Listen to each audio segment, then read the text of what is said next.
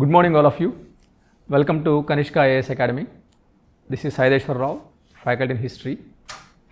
As you all are aware of this, general studies plays an important role in clearing the UPSC prelims.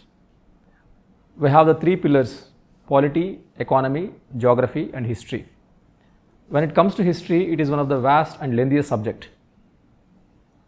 And it's a kind of useful instrument for the UPSC to make the paper so difficult. They can go into nook and corners and frame the questions. So to help the aspirants, we have started a new series, History Focus for 2025 Prelims. In this, I have identified a theme called Foreign Travelers. Foreign travelers visited ancient India. Foreign travelers visited ancient India. The first one is Megasthenes. So we all know this. Megasthenes visited India in 300 BC. He was in the court of Chandragupta Maurya. Chandragupta Maurya was the founder of Mauryan dynasty. And he had political conflict with the Seleucus Nicator. In this war, Chandragupta Maurya defeated Seleucus Nicator. Then cordial relations were restored. As a positive gesture, Seleucus Nicator sent Megasthenes as a royal ambassador to the court of Chandragupta Maurya. So Megasthenes, he stayed in the Pataliputra for a long time. When he was in Pataliputra, he observed the Indian society and his experiences were written in the form of Indica. Indica is a valuable source to understand the Mauryan information or Mauryan history, because Megasthenes, he was contemporary to Chandragupta Maurya. That's why it can be called as a primary source to understand the Mauryan history. Now, what he has observed in Pataliputra. He described about the Pataliputra's grandeur in Indica. According to Megasthenes, Pataliputra is a city with 14 kilometers length and 12 kilometers width. It was surrounded by a wooden wall around with 64 gates. It has around 500 towers, and he described about the glory of Pataliputra city.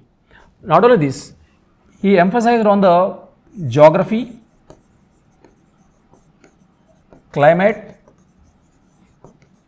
soils and crops that were grown in India.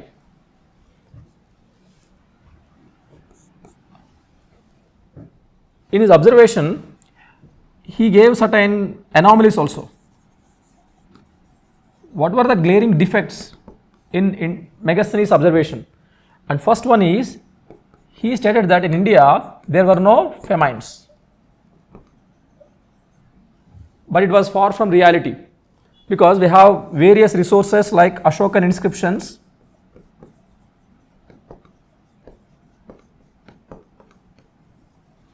and Ardhashastra written by Kautilya, and one more work, Parishishta Parvan,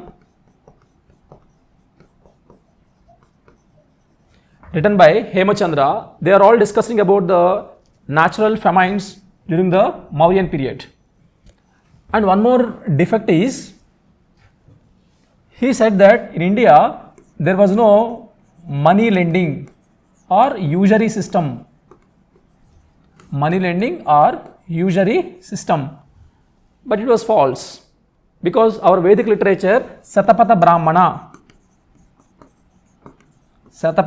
Brahmana, as well as Buddhist legends and holy scriptures like Vinaya Pitaka, they mentioned about the money lending activity. So though money lending was present, he could not observe this. He said that in India money lending was absent. And one more misinterpretation was Indians had no habit of drinking alcohol. Indians had no habit of drinking alcohol. But our Vedic literature discussed about the Soma and Sura. So there is no correlation between the indigenous literature and the Megasthenes observation. Not only this, according to Megasthenes Indica, crimes were rare. Crimes were rare in Mauryan period. If crimes were rare in Mauryan period, why Mauryans had followed such a harsh criminal justice system? Severe punishments were given for the criminals. That was discussed in the Ardhashastra. So it's a defect in the Megasthenes observation. And one more thing is, according to Megasthenes, Indian society has 7 classes. But we have the Varna system, Chaturvarna, Brahmana, Kshatriya, Vaishya and Shudra. But he mentioned only 7 classes. One is philosophers, second one is soldiers, third one is artisans, fourth one is cattle herders, fifth one is peasants or farmers, sixth one is councillors, seventh one is magistrates. So this is what his observation. He did not mention about the Chaturvarna system that was very much ingrained in the Indian society. And one more thing is, he discussed about the administrative officers and officers who were working in the rural areas, they were called as agronomi, and officers who are working in the urban areas, they are called as astronomi. So, and it is one of the interesting aspect. But why Megasthenes misunderstood the Indian society? There are certain reasons. One thing is, he was a royal ambassador.